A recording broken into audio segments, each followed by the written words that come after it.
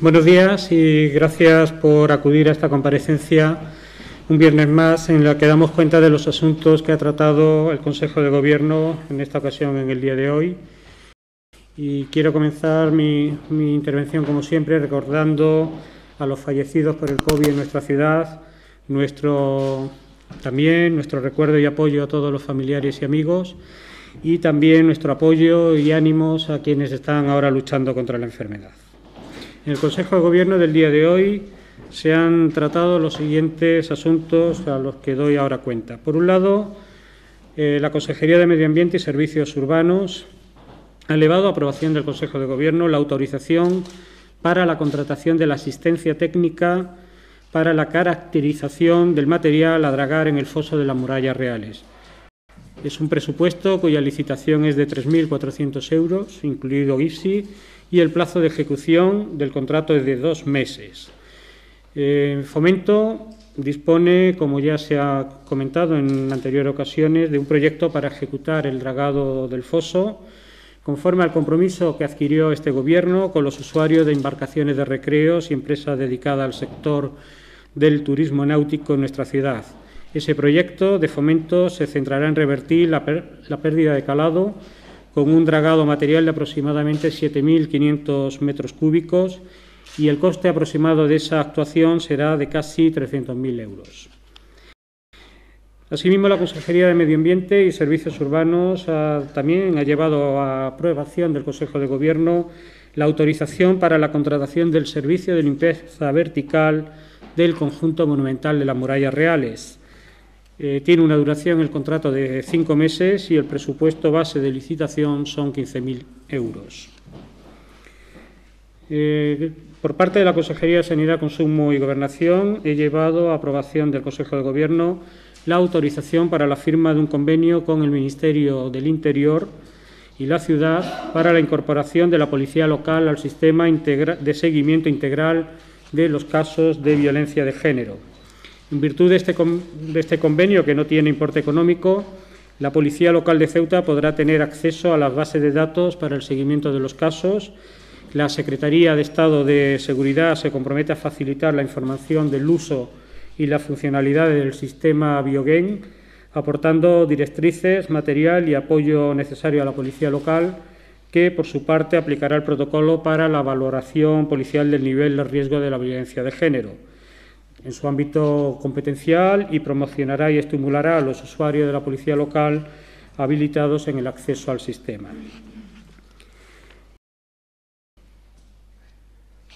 Estos son los asuntos que se han tratado en el día de hoy y voy a referirme, que se ha dado cuenta también en el Consejo de Gobierno, por parte de la Consejería de Fomento y Turismo y la de Medio Ambiente y Servicios Urbanos, en ese grupo de trabajo que semanalmente realizan de actuaciones en la ciudad, de una serie de actuaciones que más de 200 planificadas, licitación o adjudicadas por el Gobierno de la ciudad. En concreto, se ha dado cuenta y se ha analizado el proyecto que ya ha sido adjudicado para la mejora de accesibilidad y creación de zonas de aparcamiento en el acceso a la sede de Plena Inclusión en Juan Carlos I, las obras de acondicionamiento de la urbanización de las 317 viviendas de Loma Colmenar por un importe de 113.000 euros, las obras de accesibilidad y conexión en el Sarchal, que están pendientes de adjudicar por 87.000 euros, y la segunda fase de la de asentamiento interior de Miramar Bajo, adjudicada por 129.000 euros. Y también el pavimento del Paseo de las Palmeras, que ya está en licitación, con un presupuesto inicial de 505.000 euros, y se ha concretado la redacción del proyecto para la rehabilitación de la Sirena de Punta Almina, espacio que se va a destinar como lugar de reuniones para las asociaciones vinculadas a los deportes de montaña y senderismo, y por otra también al avistamiento de aves con la participación de la Sociedad Municipal Ovimasa. Y también damos cuenta de que se mantuvo una reunión con la Asociación de Concesionarios del Mercado Central para abordar los problemas y planificar las obras en dicho mercado. También se va a seguir teniendo con el resto de mercado visitas y reuniones al efecto, dentro del compromiso de este Gobierno de la mejora de los mercados de nuestra ciudad, de lo que, como saben, está en los presupuestos de la ciudad consignado más de 5 millones de euros como inversiones plurianuales. De otro lado, también quiero referirme al decreto del presidente en relación como autoridad delegada del Gobierno de la Nación en este estado de alarma en el que nos encontramos. Durante la mañana de hoy se va a publicar en el Boletín Oficial de la ciudad, entra en vigor, en el que se han incorporado recordatorios para mejorar la información y concienciación de los ciudadanos frente a esta enfermedad. En este sentido, en cuanto a la movilidad y de acuerdo, como digo, con el acuerdo alcanzado por el Consejo Interterritorial del Sistema Nacional de Salud, se va a iniciar la limitación de movilidad, lo que se llama el toque de queda, a partir de las 23 horas y hasta las 6 de la mañana, y se permitirá la posibilidad de que se reúnan hasta 6 personas en espacios públicos abiertos. En espacios privados cerrados, solo convivientes. Y esto es aplicable a las viviendas también.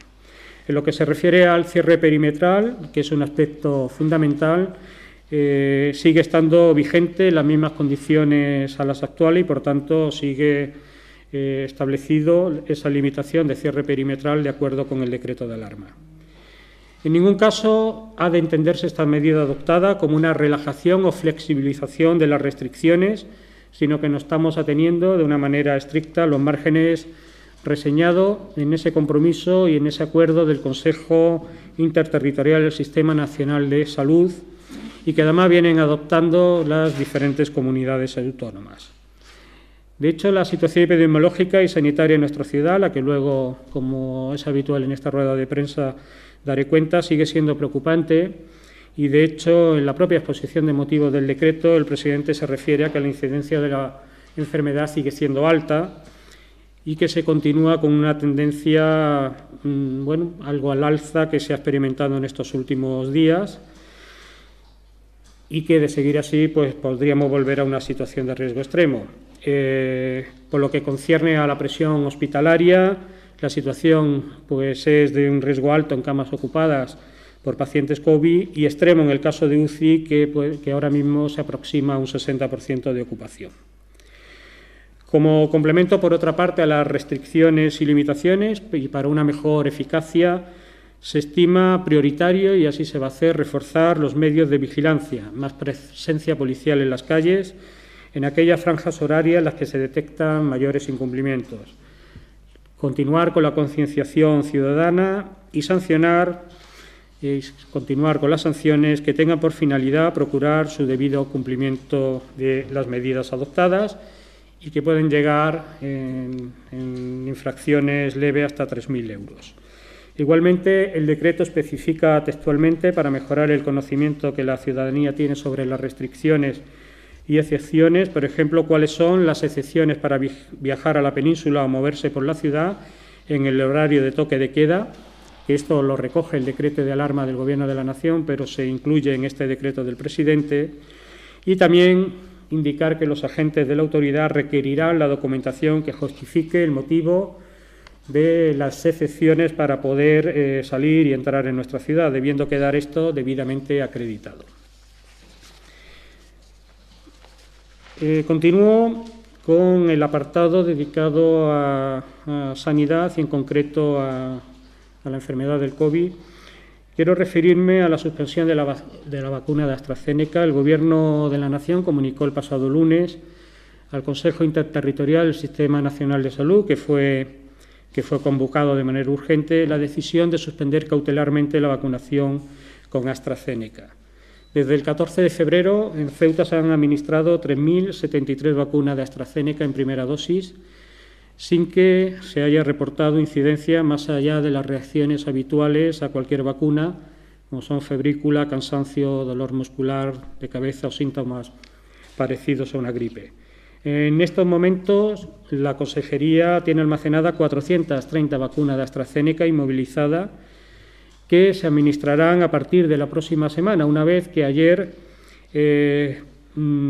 Así se nos convocó también de urgencia al Consejo Interterritorial para indicarnos por parte del Ministerio esta idea de poder reanudar la próxima semana las vacunaciones. Hoy se reúne la ponencia de vacunas a nivel nacional y también la Comisión de Salud Pública al objeto de que el próximo lunes vuelva a reunirse el Consejo Interterritorial en el que ya se analice esos informes de la ponencia de vacuna y la decisión de la Comisión de Salud Pública en cuanto a la administración de nuevo de las dosis de vacuna de AstraZeneca prevista para la semana próxima a partir del miércoles y con las indicaciones, al menos de grupos prioritarios, que se puedan establecer en estas reuniones que se van a celebrar este fin de semana. En cualquier caso, es importante reiterar, como así lo ha manifestado el PRAC, el Comité de Valoración de Riesgos de Farmacovigilancia de la Agencia Europea del Medicamento, que se trata de una vacuna eficaz y una vacuna segura y que, como todos los medicamentos, pues pueden desencadenar reacciones adversas. En Ceuta, como he dicho antes, no se han producido reacciones adversas graves ni relacionadas con problemas vasculares en personas.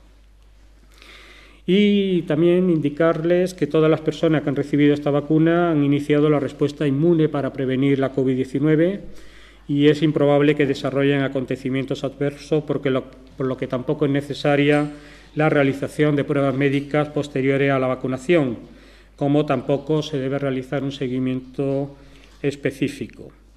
Evidentemente, ya también tuvimos ocasión de comunicarlo durante la semana, tanto Ingesa como todos los centros sanitarios privados y públicos de nuestra ciudad están avisados de vigilancia concreta en el caso en que se pueda producir alguna persona que vaya con síntomas que no sean los habituales a cualquier vacuna o cualquier reacción habitual después de la administración de vacunas.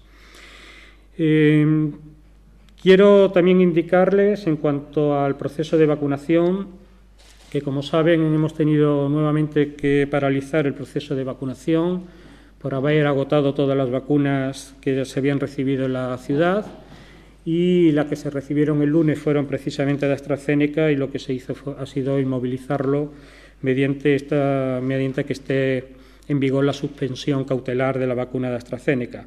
Pero sí que se nos ha pasado por parte del Ministerio una previsión que maneja ya la Consejería y que la estimación es hasta el próximo 26 de abril es que en Ceuta puedan llegar 7.020 vacunas de Pfizer, 400 de Moderna y 4.000 de AstraZeneca, unas 11.400 dosis en total, pero recibiremos confirmación en los próximos días. Sí puedo indicarles que este lunes ya se nos ha confirmado, está prevista la llegada de 1.170 dosis de Pfizer y entonces el objetivo sería empezar a vacunar, el proceso de vacunación de nuevo, a partir del martes por la tarde. Estas vacunas irían destinadas a segundas dosis. También, en relación a este asunto, quiero referirme a que en el momento actual ya tenemos más personas vacunadas en Ceuta que contagiadas durante toda la pandemia. Se han vacunado a 6.895 personas frente a 4.906 contagiadas, un 41% más de vacunados que de contagiados. Y en Ceuta se han administrado 9.438 vacunas de las 9.890 que han llegado, un 95,4% administrado, más de 17 puntos por encima de la media nacional y teniendo en consideración ese stock de AstraZeneca suspendido cautelarmente. La ciudad ha puesto 5.716 vacunas, de esas 9.438 supone un 60% del total. Y en el punto de vacunación tenemos contabilizados 4.300 personas citadas desde que se puso en marcha el pasado 21 de enero. La población inmunizada son 4.352 personas ya han recibido en Ceuta la primera dosis de la vacuna, es un 5,12% de la población y otras 2.543 tienen la pauta completada, que es un 2,99%, un 3%. En total, ya han recibido, por tanto, al menos una dosis de la vacuna 6.895 personas, lo que supone un 8,1% de la población total. El punto COVID, que como saben está además a disposición de cuantas personas lleguen desde otras comunidades autónomas a nuestra ciudad, se ha citado desde su inicio a 16.524 personas, han asistido un 91%, 15.024. De esos asistentes, 606 resultaron positivos y la seropositividad es ahora del 4,04%. Y quiero referirme también a las sanciones que se han impuesto por incumplimiento tanto de las medidas del decreto de sanidad como del decreto del presidente. En la última semana de marzo, que va del 11 al 18 de marzo, un total de 359 sanciones. Por desobediencia del horario, 85, por no portar mascarilla, 177, en reunión en vivienda, 6, reunión en vehículos, 18, por no guardar distancia, 19, y luego en parques infantiles y uso de instalaciones deportivas, pues 23 en total. Y estos mismos datos, pero referido a todo el periodo del mes de marzo, hasta el día 18 son 780 las denuncias, por desobediencia horaria 181, por no portar mascarilla 406, por reuniones en vivienda 23, por reuniones en vehículos 34, por no guardar distancia 22, por no portar mascarillas en vehículos 78, por botellón 5, en parques infantiles 11, en instalaciones deportivas 12 y en establecimientos públicos 8. Por tanto, la más elevada es el mal uso de la mascarilla, que es un 52% de las propuestas de sanción. También quiero referirme que ayer en la reunión que se mantuvo del CECOR, con las Cuerpos y Fuerzas de Seguridad del Estado y con la delegación del Gobierno, también con Autoridad Portuaria, Cruz Roja y Sanidad Exterior, nos informó que los embarques denegados en el año han sido ya 357, 266 por parte del Cuerpo de la Policía Nacional y 91 por la Guardia Civil. Y por mi parte, estos son los asuntos que quería comentarle y quedo a disposición de ustedes para las preguntas que quieran hacerme. Buenos días, soy Anselmo de Ceuta Actualidad y quería preguntar dos cosas. Primero, me gustaría saber por qué se dejó de organizar las comparecencias conjuntas que antes celebraba el consejero de Sanidad con el director territorial de Ingesa para informar sobre la situación epidemiológica, cuáles han sido las razones por las que esto se dejó de hacer. Y por otro lado, me gustaría, si fuera posible, que me hiciese usted un balance de situación de cómo está el brote que surgió en el centro de menores, cuántos menores han conseguido superar la enfermedad y, bueno, en definitiva, qué datos puede aportarnos sobre este asunto. Muchas gracias. Bien, gracias. En primer lugar, bueno, pues creo que las reuniones o las comparecencias públicas fueron pocas, por lo que yo tengo conocimiento, bastantes pocas, y además se dejaron de hacer antes de yo tener la competencia en esta área. Yo sí que le puedo decir que por parte de la ciudad comparecemos todos los viernes en tras el Consejo de Gobierno y en el que hemos dedicado un capítulo, como acabo de expresar anteriormente, un capítulo expreso a todo el tema sanitario y a todo el tema de la COVID-19. Y así seguiremos. También, en cualquier momento, expresamos y manifestamos por notas de prensa y en todos los medios cualquier actuación que sea relevante desde este punto de vista sanitario, las reuniones de los consejos interterritoriales del Sistema Nacional de Salud, todo puntualmente damos referencia y así vamos a seguir desde esta Administración de la ciudad de Ceuta, informando con total transparencia a todos los ciudadanos. Mantenemos una cordial, fluida y leal relación con el Ingesa y de hecho pues nos reunimos semanalmente para todo lo relacionado con la pandemia y la planificación del proceso de vacunación. Sin ir más lejos, ayer mismo tuvimos una reunión y cuando hay asuntos que competen a las dos administraciones sacamos también notas de prensa conjunta de ambas. Por tanto, desde aquí quiero indicarle que la transparencia de los ciudadanos vamos a seguir dándola y es un objetivo de este Gobierno y también un objetivo mío que se pueda conocer la situación de la pandemia y de las medidas que adoptamos por parte de este Gobierno. En cuanto a lo que me pregunta del brote de menores, quiero indicarle que de La Esperanza es un brote que, como ya saben, hubo 99 casos, 92 de menores, 3 de trabajadores y 4 de lo que se llaman secundarios, que son familiares de trabajadores. En la actualidad está todo el mundo dado de alta por su médico de familia, incluso pudiéndose incorporar a su centro educativo en el caso de los menores del centro. El brote de Piniers, hasta la fecha, un total de 30 casos, 14 menores, 3 trabajadores y de los casos secundarios, de los familiares trabajadores, 13.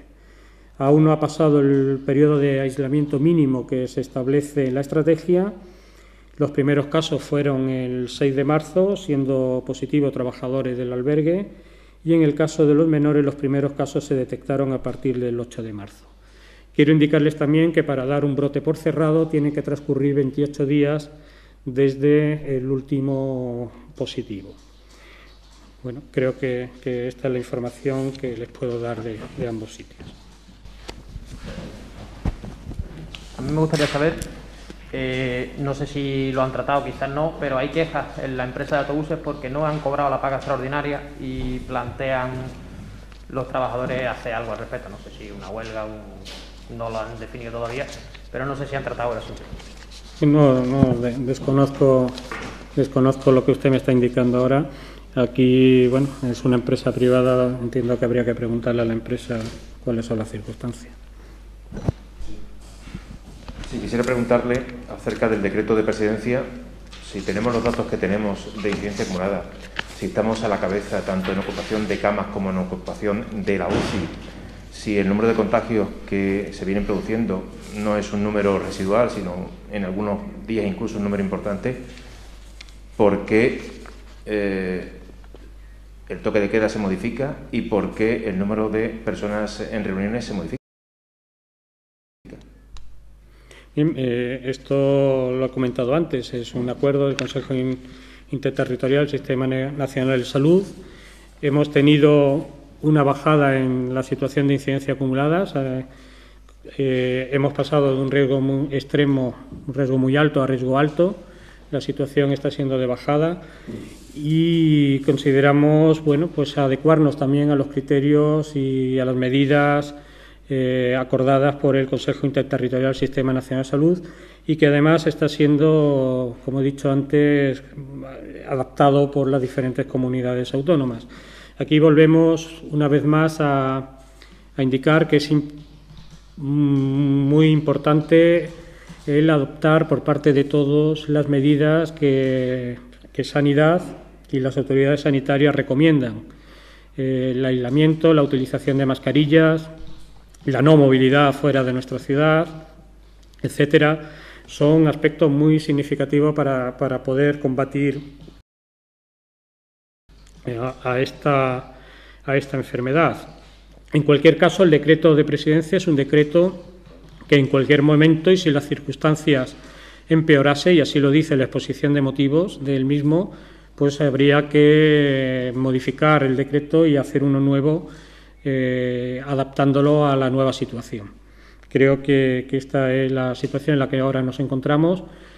Alcanzamos el pico el día 3 de febrero con 604 personas, casos por 100.000 habitantes. Ahora mismo estábamos en unos 238. Ha habido una bajada muy significativa del número de casos y esta es la situación en la que ahora mismo estamos. Y entendíamos, y de acuerdo a lo que se había manifestado en el Consejo Interterritorial, acordar estas medidas. Consejo Interterritorial de Salud dijo que ese era el mínimo, o sea que se podía seguir manteniendo y no había ningún tipo de cortapisa, el toque de queda a las 10 de la noche y la otra cuestión, la del número de personas en espacios abiertos, se podía mantener en 4. Entonces, el Gobierno opta por cierta flexibilización. ¿Ha recibido presiones de algunos grupos? Porque los empresarios han dicho esta mañana que de alguna forma han acordado con el Gobierno cambiar las condiciones que se tenía hasta ahora. No sé si... No. Ya me hicieron esta pregunta en alguna ocasión, no recibimos presiones de nadie. Sí que son actuaciones que se analizan, que se reflexionan y que se hablan también con los técnicos. Y bueno, las conversaciones son fluidas con todos los colectivos de nuestra ciudad y también, bueno, por parte de todos se le exige el cumplimiento de las medidas. Por parte de la ciudad, las medidas sanitarias son medidas muy importantes a la hora de poder luchar contra esta enfermedad. De hecho, sacaremos el decreto de sanidad durante la semana próxima y estará también vigente en los próximos días. No con muchos cambios, pero sí adaptado al decreto del presidente. ¿Cuál sería algún? Bueno, pues por ejemplo, adaptarlo a las 6 personas en espacio público abierto. Buenas tardes, consejero. Me gustaría saber si, bueno, ayer subimos que teníamos 34 positivos, hoy la cifra también es elevada. ¿Tenemos identificados esos brotes? ¿Sabemos exactamente dónde se han dado? Si son casos aislados, gente que ha venido de la península. Bueno, el dato de hoy creo, no está todavía publicado, pero creo que va a ser de 13 personas, 13 casos. Bueno, esto estamos viendo que un día sube, ayer fueron 33, hoy 13, esperemos que sigamos en esta tónica a la baja. Sí que es verdad, y así en los consejos interterritoriales se pone de manifiesto por todas las comunidades autónomas, que hay una tendencia al alza. También se ha producido en países europeos ya esa tendencia al alza importante en algunos sitios. Y ahora mismo, habiéndose tenido la vigilancia de los brotes que antes he comentado, el resto pues son más bien de ámbitos dispersos, que no tienen conexión entre sí, que están en los ámbitos fundamentalmente familiares. Por eso insistir en el respeto a las normas que las autoridades sanitarias dictan para poder combatir esta enfermedad, el limitar la movilidad de las personas fuera de nuestra ciudad, salvo por las razones claramente establecidas en el decreto de alarma y que ahora también se va a recoger en el decreto del presidente, el tener en consideración en los espacios públicos privados que solo estén reunidos los convivientes, en los espacios públicos abiertos pues el máximo a partir de ahora de 6, el llevar mascarilla en todo momento, bueno, pues toda el utilizar los geles, etcétera, es muy importante cumplir esas medidas. Yo quisiera preguntarle por otra cuestión. Esta semana se ha hablado de los exámenes en el ICD, de una supuesta filtración por un lado, y ayer una formación política solicitaba una convocatoria de la Junta Rectora ante lo que entendía que podía haber algún tipo de trato de favor hacia familiares o hacia personas conocidas de miembros del Gobierno. No sé qué respuesta tiene el Gobierno sobre eso. Bueno, en primer lugar, se trata de un proceso de consolidaciones de personal, es lo primero. No son plazas de nueva creación, sino que son plazas de consolidación. Y, en segundo lugar, pues no hay, por parte del Gobierno, no se observa ningún aspecto que vaya en contra de las normativas aplicables. Es evidente que cualquier persona de nuestra ciudad que reúna las condiciones podría presentarse a cualquier proceso de concurso-oposición que se establezca por cualquier administración de nuestra ciudad. Poco más le puedo decir al respecto. No hay todavía, el tribunal no está designado, ni los exámenes están confeccionados, nada más. Es un proceso de consolidación de plazas. Y sobre Acensa, ¿el Gobierno está contento con las nuevas atribuciones que va a tener Acensa? ¿Considera que realmente así se desarrolla la empresa municipal y se desarrolla menos el Gobierno porque tiene que encomendarle cosas? Bueno, creo que ya también de este tema hablamos en anterior rueda de prensa y creo que también se ha hecho referencia a la consejera del área. Esto no deja de ser algo que ya está recogido en algunos estatutos de empresas municipales, la de Procesa es un claro ejemplo de ello, y lo que se viene a realizar es lo mismo, es la posibilidad de encomendar a esta empresa pues diferentes actuaciones por aquella consejería, está más dedicada al ámbito de medio ambiente, por tanto, por parte de la consejería competente en medio ambiente, pues si lo estima oportuno para mejorar su gestión y dar fluidez a los procesos, pues puede encargar como medio propio a Censa pues actuaciones al respecto. Eso es lo que se ha hecho con ese cambio del objeto social y que, como digo, la experiencia la tenemos y funciona muy bien en el caso de Procesa, igual que en otras sociedades.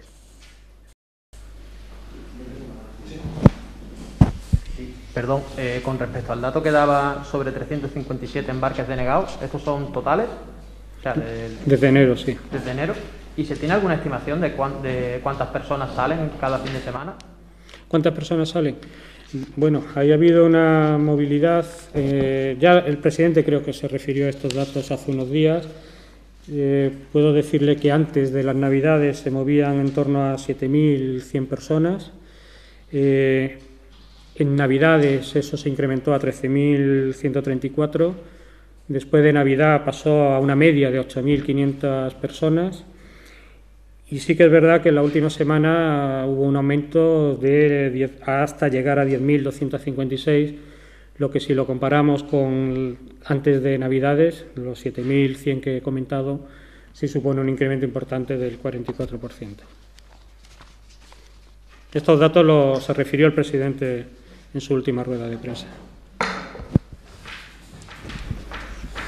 Buenos días, ya sé que por esto le hemos preguntado en muchas ocasiones, pero a la vista de los datos que acaba de dar usted, algo no está funcionando. Si antes de Navidad salían 7.100 personas y el fin de semana pasado salieron de Ceuta 10.256, ¿qué hay? ¿10.256 personas que salen o que tienen su familia fuera de Ceuta y van a reunirse con ella? ¿Hay 10.256 personas que van al médico? Ha dicho usted además que en el decreto pues se recoge esa intensificación o que se va a requerir la documentación a las personas que salgan y entren de Ceuta. Eso no se ha estado haciendo hasta ahora.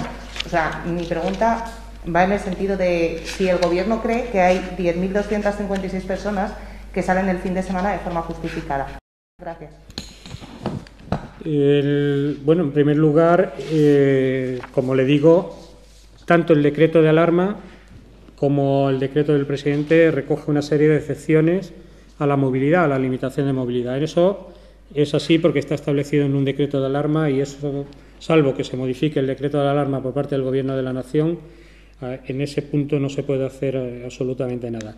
Hay una serie de causas, hay personas que tienen o que aluden a su residencia familiar fuera de Ceuta, hay personas que pueden ir a aspectos relacionados con la salud, que pueden desplazarse fuera de nuestra ciudad, y una serie de aspectos que recoge el decreto de alarma y que va a recoger el decreto del presidente.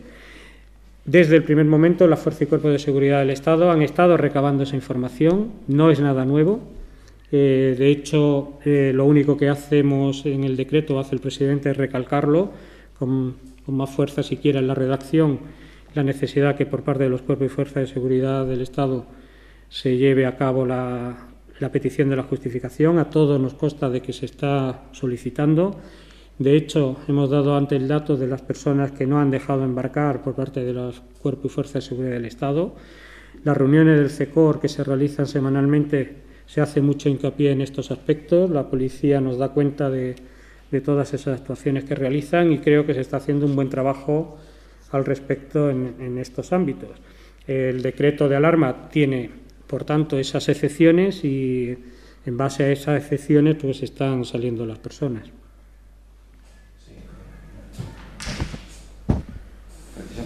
Precisamente, con ese dato que se aporta del fin de semana, parece que la excepción somos los que nos quedamos aquí, ¿no?